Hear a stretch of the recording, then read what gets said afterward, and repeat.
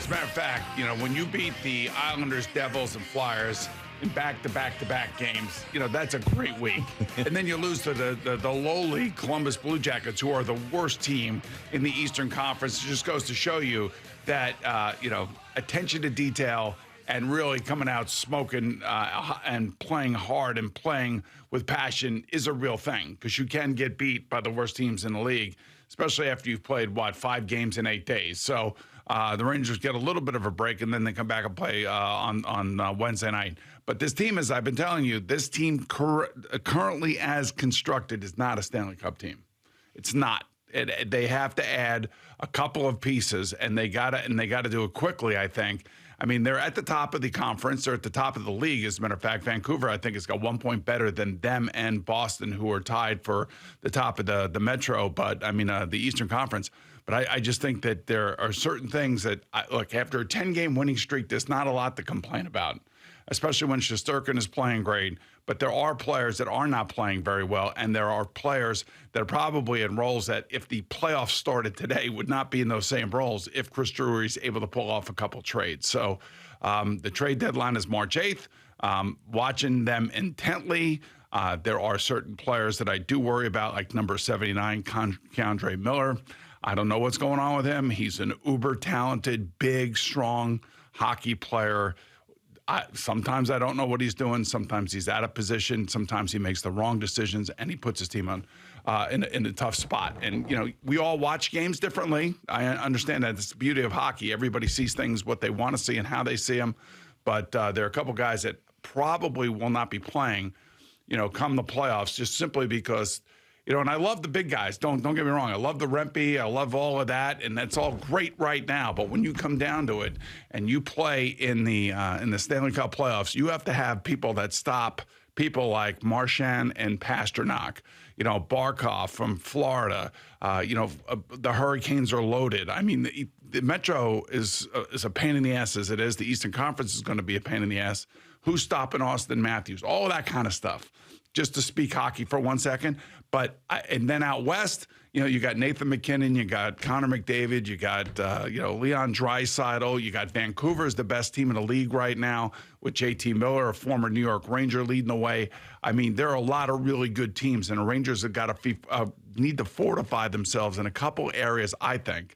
Number one, right wing, and I believe a third line checking center that is going to be able to stop opposing best players. And who those players are and who Chris Drury's looking at, it's all over the internet. You just don't know. So I have been locked in. I love it. I love what they're doing.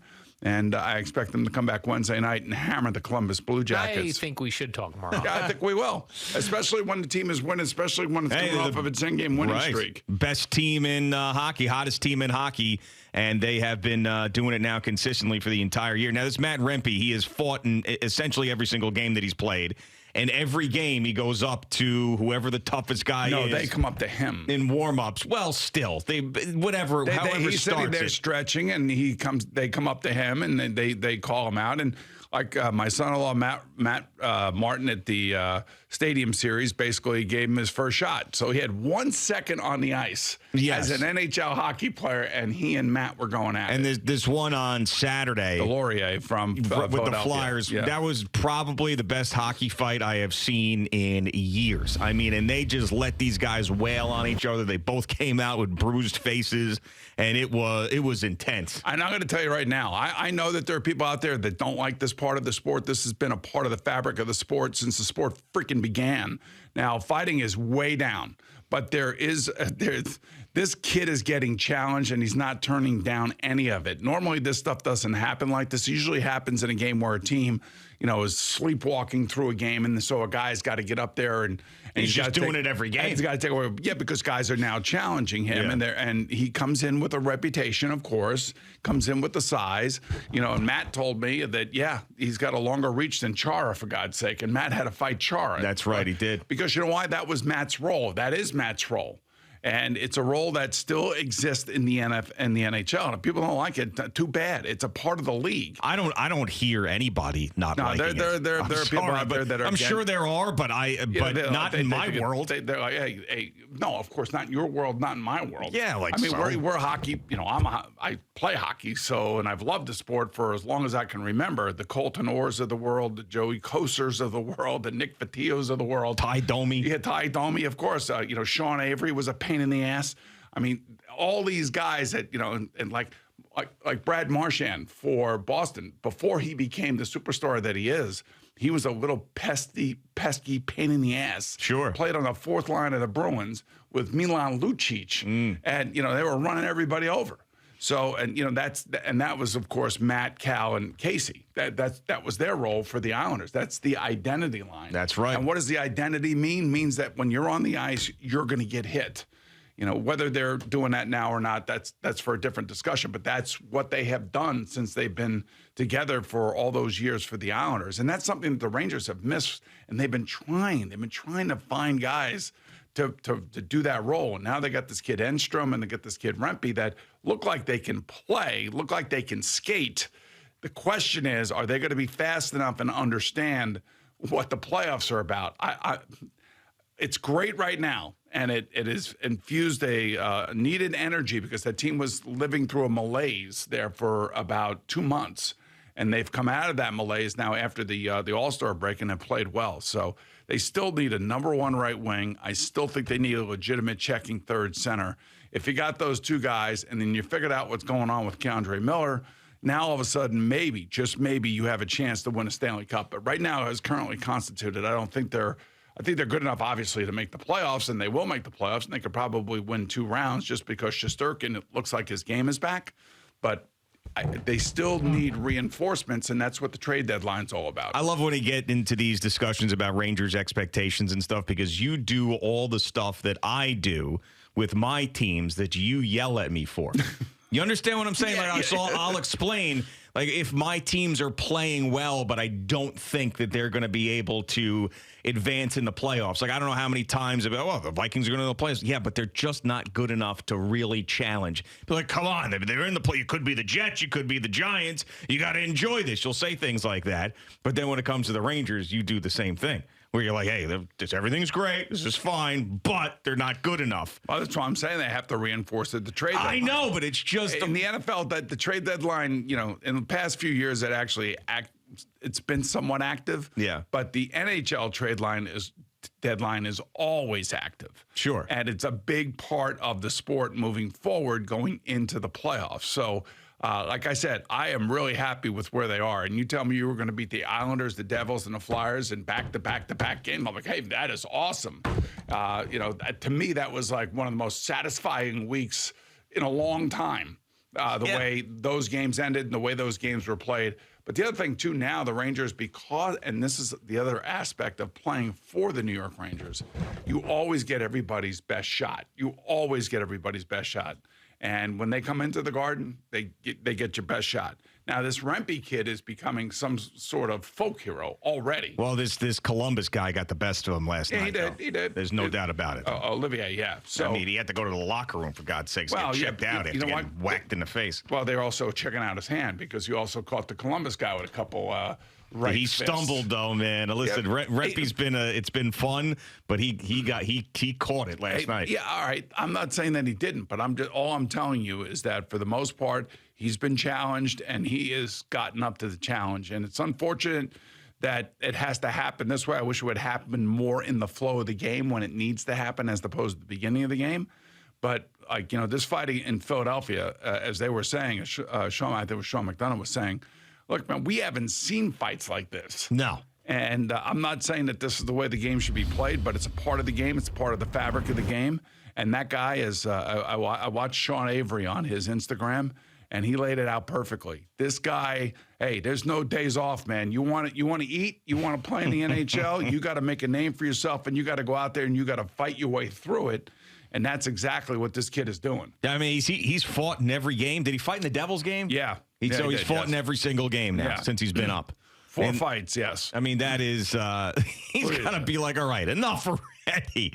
I mean, I know that he's making a name of himself and everything, but he's like, can he But get it's one not game him, though. off? But it's not. But by the way, it's not, right. By the way, he is stretching before the games, and the other team's guys. This is why I'm saying that he's going to be like, enough. I don't want to do it tonight. Well, maybe you should say that. Like, Not tonight. I'm sure he and Olivier will fight again on Wednesday night. I guarantee you they will. Of course, yeah. But hopefully not at the beginning of the game. I'd like to see the kid play a little ice hockey because he can play. He knows where to go, and the fourth line has been somewhat of a lost group for the Rangers for a long time, and they finally seem to have one. But again, those two guys are rookies, man, and the NHL playoffs is a bitch. And there's the room is constricted. You got to make quicker decisions. You got to be able to get rid of the puck. You can't be turning it over in the middle of the ice. You can't be backhanding it into the middle of the ice. Things that we have seen in the past years for the Rangers. But if Chris Drury is smart and he listens to me, well, get me a right winger if you can. It all depends on what you want to give up and what you don't want to give up. And that's the crux of all of this. And if there's a team out there that is willing to go all in, and I mean all in, giving up first-round picks and all that other stuff to really, truly make a run, like, say, Carolina or the Devils, and if they get Markstrom, the goalie from the Calgary Flames, it's going to be a little bit of a dogfight for the Rangers. That will significantly impact, I think, the balance of power in the Metro Division if somebody gets the Calgary Flames goaltender at the trade deadline. Speaking of the Devils, did you see our pal Frank Fleming get escorted out by security at The Rock? Because he was yelling and screaming too much about how the Devils weren't playing well, and he was saying, like, fire people, and he was just absolutely nuts, and he was doing his whole freak out thing. And he wasn't, like, everybody has a cell phone and can film it, but this wasn't one of those things where he knew for sure he was on camera, so it was definitely organic. And he was yelling so much that the Devils fans around him complained and had, like, security come up, and he got escorted at least out for a little bit, and then he ended up coming back. Basically, Frank is a Devils fan. Yeah, he's a Devils fan. And he's obviously Devils, a passion. Dolphins, Mets. It's a weird collection of teams. Yeah.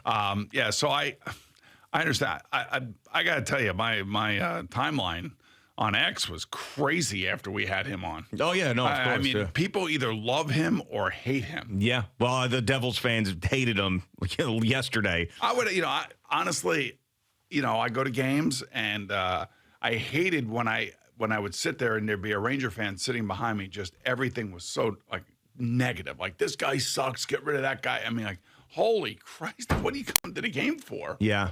Like, to blow off steam and tell us all how everybody sucks?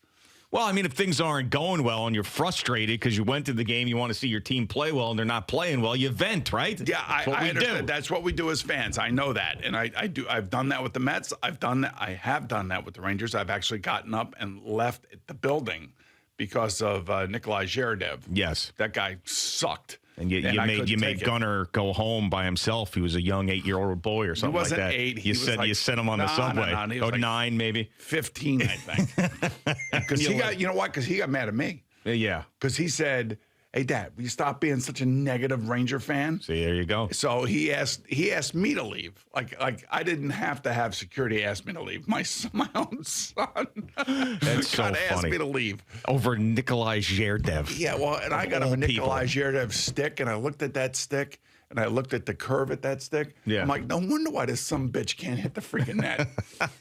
You got him an actual stick, like actual Zherdev stick? Yeah. Wow, that's cool. and was the curve like? I could not believe it. I'm like, how does anybody even? No wonder why he can't hit the net. No wonder why he sucks. And no why he wouldn't play defense either. That's the thing that pisses me off. Yeah.